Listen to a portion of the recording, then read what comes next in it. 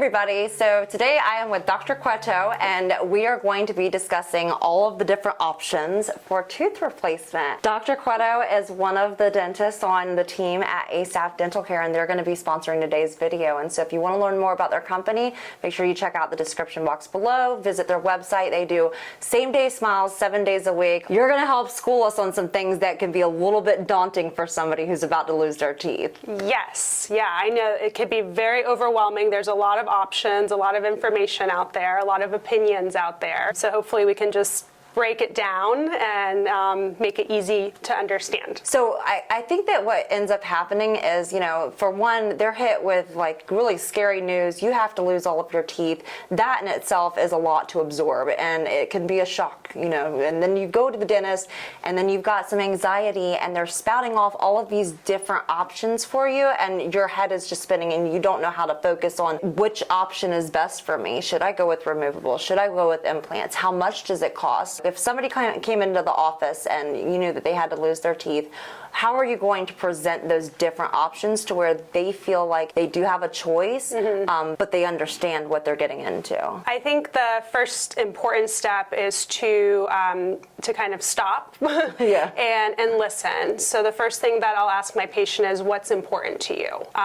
What's your end goal? Where do you want to go? Because sometimes I have a patient that knows that they're going to lose all their teeth, or that's what they're interested in. You know, everyone wants a beautiful smile, something that they can feel confident to smile and speak with. Dental implants are the gold standard in dentistry. So anytime we're replacing a tooth, we are, you know, talking about placing dental implants. So finding a way to get our patients to be able to get to dental implants, that's going to be the main goal. And what we put on top of the dental implants is going to be kind of the question of how we get there. So the dental implant. So I think of the dental implant, this is a dental implant, right? So it's an artificial root of a tooth. So it's a, you know, an implanted root of your tooth. So this part, you know, goes into the bone. What goes on top of it? You can have lots of different toppings on a dental implant. Right. You could have a single tooth or you can have a full set of teeth. Right. So I kind of like to start actually talking about the middle ground, right? Something that might be, you know, attractive in the middle. So this is a removable denture that snaps onto implants. It's called a locator overdenture. So you can see it has a couple of implants, typically 4 implants, creates like a tabletop effect. And a patient can remove this and then snap it into place. One of the things that I hear a lot from dentists that view my channel is that the biggest challenge is the bottom. So is that something that you would recommend? Like, let's say that they have to lose all of their teeth.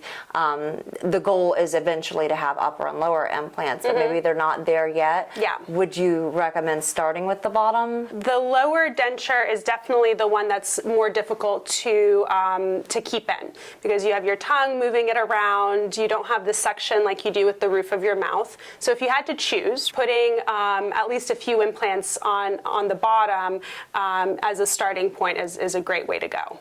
Do you think that it's possible to start with 2 implants and then maybe work up to 4 on the bottom? Can you do it in stages, like put 2 in and then 2 more and then work on the top? Is that a possibility?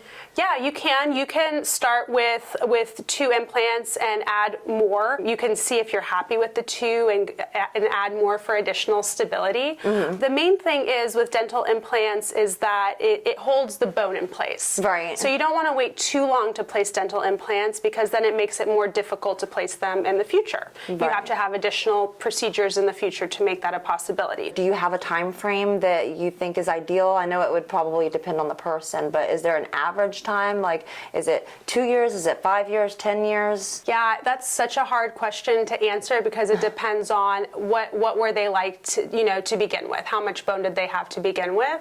Would depend on, you know, okay, they're going to be losing bone, but how much are we left with at the end? I guess it just depends on the patient. And so if that's something that you could work out on an individual basis. Maybe it is possible for this patient to wait 5 years, but not the next one. You know what I mean? Yeah, exactly. So that's where the consultation comes into play, and looking at the x-rays and 3D images and seeing what's a possibility, because the landscapes in our mouth can be really vastly different from person to person. What about what goes on top of them? Is there one thing that's better than the other? You know, you've got acrylic, you've got zirconia, you've got porcelain, and is ceramic a thing? Like, what different options do you have, and and what do you recommend and why? The first question is, do you want something that stays in your mouth that you're not going to take out, or are you going to have something that comes in and out of your mouth, just like a traditional denture? The hybrid denture, or like an all-on-4, would stay in your mouth.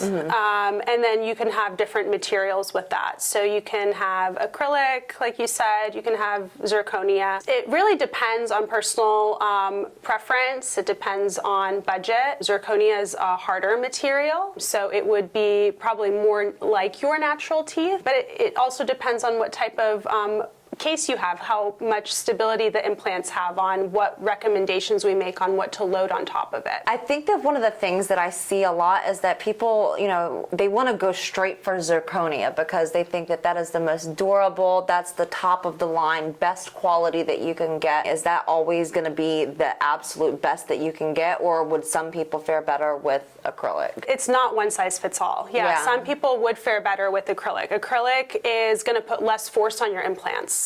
So if someone had a case where the dentist knows that there's a less than ideal condition for the implant, then we might want to put something that's less hard on the implant. Acrylic is a great option. It can last a very, very long time. We have such high quality and aesthetic acrylics. Right. That is a preferable option for some people. Those are the implant options. You've got the all-on-4 that stays in. You've got the snap ends. With the snap ends, something like this, is this always acrylic that snaps in here? Yes, that's always acrylic. Yeah? Yes. Okay, so there's not any different options on materials for this. So if they're going to be getting the snap-in dentures, it's going to be like a regular denture, just modified to snap into the implant. Yeah, that's exactly right. With the snap-ins, let's say that they do get the 2 at first.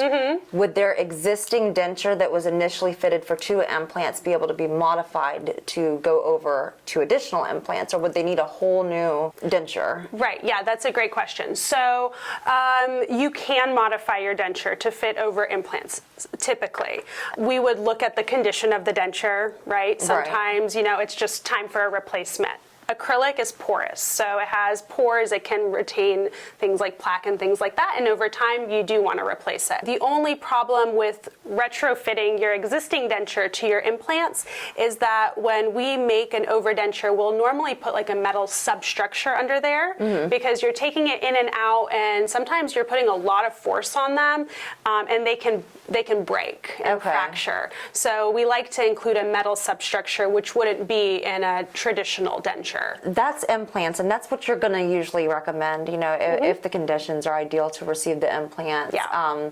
Because it just lasts longer, right? Yeah, it lasts longer, and it's about, that's where it goes to the functionality. I know that implants, they do integrate with the bone, and they do preserve bone. Do they preserve the bone just where the implants are at, or in the surrounding area? To an extent in the surrounding area, but that's why it's important to consider more implants. Yeah. Because the more implants you have, you're going to be preserving the bone in those spaces. Certain areas of bone are going to be more critical to preserve than others. When we create a full arch prosthesis, we want to have implants spread apart as far as we can from the front to the back, because we want to create a wide tabletop effect. Right. So that's really important to stability. So maybe the bone, in the middle is maybe not quite as important to preserve. Right. But to answer your question, the bone is preserved really more around the implant. That variable that will determine whether you are a candidate for implants or not is how much bone you have. When do you determine, okay, this is not adequate bone to support an implant, we're going to have to do something like bone grafting? We would determine that, again, at the consultation. Right. Yeah, after looking at x-rays and really after looking at a 3D image. What about when they don't have enough bone to support a denture? When you're looking at a traditional denture, you definitely want to have enough bone to support it. If you don't have enough bone, it's going to move around a lot. So that's when the dental implants come into play, and it's kind of of, at that point, maybe more challenging because you have to make bone where there wasn't before to make that a possibility. But it's very hard to make a functional traditional denture when there's nothing to support it. Okay, so let's say that I'm coming in and I'm getting dentures, but I want them to look like these. These are beautiful teeth. How do you differentiate, the basic denture from like what people describe as a cosmetic denture, and where they look indistinguishable from natural teeth?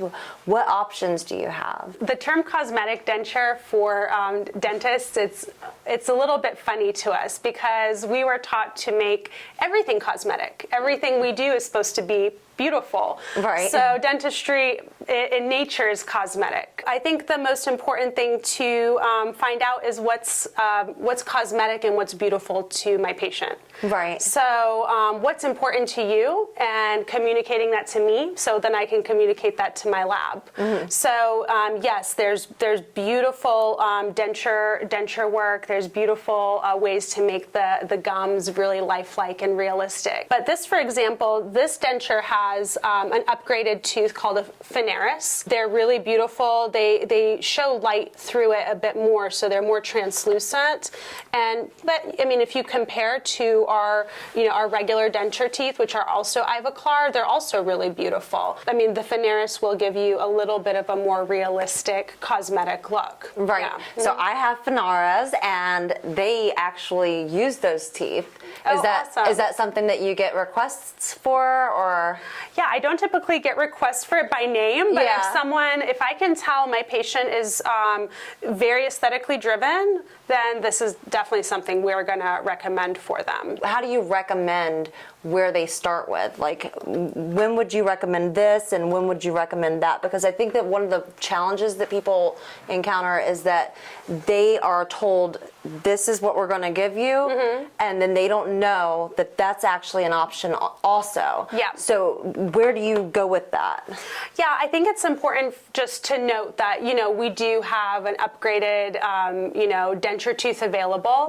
Of course, it has an additional cost. So every time a patient comes in, I always give them our denture brochure, and that option is on there as well. So it's kind of like a menu of options. Okay. And finding out what's important to the person. So then I guess they could start out with something, maybe not as nice as Phonares. They could start out with the lower end of the tier teeth and then upgrade to a nicer quality denture in the future, right? Oh yeah, absolutely. You can always upgrade. You can always go through a progression of choices. So I think that's, again, important to really communicate what's important to you, what's going to be the main thing, what's realistic to you. Because the last thing that I want to do is bombard you with too many choices, and you feel like you can't get anything done. Right. So all of my treatment plans, you can mix and match. Like you said before, maybe doing some implants on the bottom and a regular denture on the top for now. If you're kind of at this middle of the road option, like the overdenture, and you have your implants down, which is the most important thing. Right. You can transition in the future to something that's fixed. Okay. Yeah, you can. So you have to, the implants might not be quite in the ideal position. They might need to add an additional one or something like that in the future, but that's an option as well. You can start with an overdenture and move to a fixed option in the future. You can kind of start with this, but getting the implants in early is really the most important part of it. And then there's a bunch of great financing options as well. And a lot of our patients are moving toward that, and that's really become the trend in dentistry because dental insurance doesn't pay for a lot. Do you guys offer financing here? Yes, yeah, we offer a few great financing options. Our team is really skilled at helping our patients navigate through all that. Okay. So that's a big, hurdle that people have to kind of go through. I know mentally as well. Right. So we have trained professionals to help you kind of navigate those waters. What are the price differences between all of these different options? From removable to snap in to fixed. cost? What, just ballpark, because I know that it's all going to be dependent upon the patient's condition, right? Traditional dentures are going to be around, $1,800, $2,000. A lot of patients have teeth, so first they need them extracted, so that has to be taken into consideration, and they would have a healing denture in that case as well. So around $1,500 to $2,000 per set of dentures would be, kind of the ballpark there. The snap-on dentures, you would look about like anywhere between $8,000 to $15,000, depending on how many implants you're placing. Something that screws in, does not come out like a hybrid, would be somewhere between $20,000 to $30,000. Okay. Yeah. And is that for upper and lower? No, that's per arch. Okay. Yeah, that's per arch, because you could be mixing and matching. Some people have natural teeth on the bottom and then a prosthesis on the top. So then there's the different price points, but there's something for everybody, and that's something that you're willing to work with them on when they go and get their consultation. Yes. You have that treatment plan so that you know exactly what they're up against and what kind of work they're going to need to have done. Yeah, and it's the main part of that is the communication component and letting us know what's really, really important to you. All right, well, thank you so much, Dr. Cueto, for kind of breaking all of this down. My pleasure. There's a lot of different options out there. People can be overwhelmed, so your advice is just talk with your dentist, work with your dentist, and they'll be able to present what's best for you. Yes, absolutely. Okay, Yeah. if you like this video, make sure that you give it a thumbs up, share it, check out ASAP Dental Care's website below. I'll have the links in the description box so you can learn all about their company. Again, they do same-day smiles 7 days a week. Yes, they do dentistry on Sundays. Don't forget to subscribe to my channel. I post videos every Monday and Thursday, and I will see you guys again next time, and y'all take care.